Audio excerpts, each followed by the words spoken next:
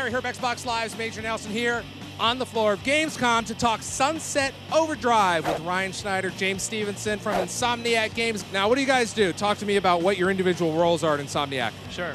I'm Ryan Schneider. I'm our brand development director at Insomniac Games. I'm responsible for all of our studio marketing, community, and public relations work. Right on. And I'm James Stevenson, the community lead. You'll find me on Twitter at James Stevenson, tweeting about Insomniac stuff. You guys are out here at Gamescom. What are you guys showing? So we've been showing a bunch of new stuff. We released a new trailer with a ton of new enemies that showed our Physco robots. We had about 7 new enemies in Sunset Overdrive we revealed here at Gamescom. And people are getting hands-on with our amusement park build that you may have seen at E3, and also our Chaos Squad 8-player co-op mode. Let's talk about the amusement park. What was the inspiration there? I mean, could it have been an amusement park?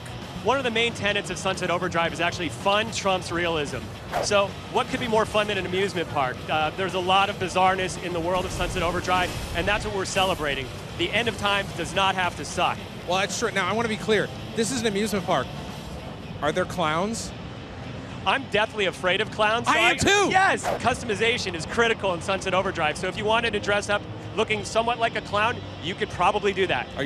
E already told me he's dressing up as a clown. No, not as a clown. No clowns allowed. So we've seen a little bit of the amusement park, and there was a great boss in there. In fact, the guy who was driving died 3 times. It's kind of hard.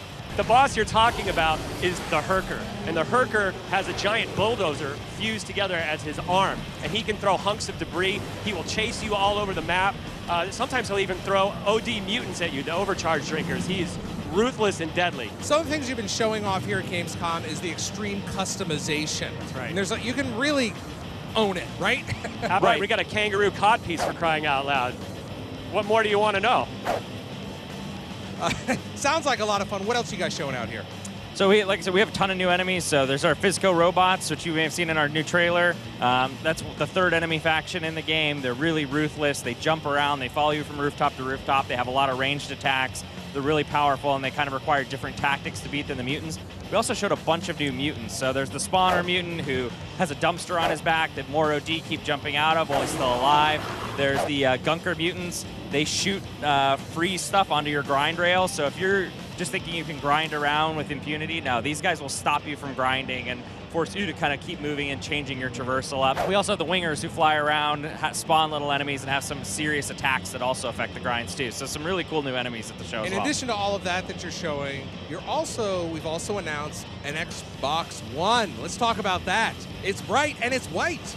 People have coveted the white Xbox One for a long time, myself included. Right. So it's really, really special to have, an Xbox One that comes with a download copy of the game for $3.99. It's beautiful. It's white. It comes with a white controller. And it complements the brightness of the game, because the game is just off the charts in terms of brightness. White's a reflection of the totality of all colors, so isn't it appropriate that it should be the console of choice for Sunset Overdrive? Why, yes, it is, Ryan. Why, yes, it is. All right, Sunset Overdrive, what do you want to leave some folks with?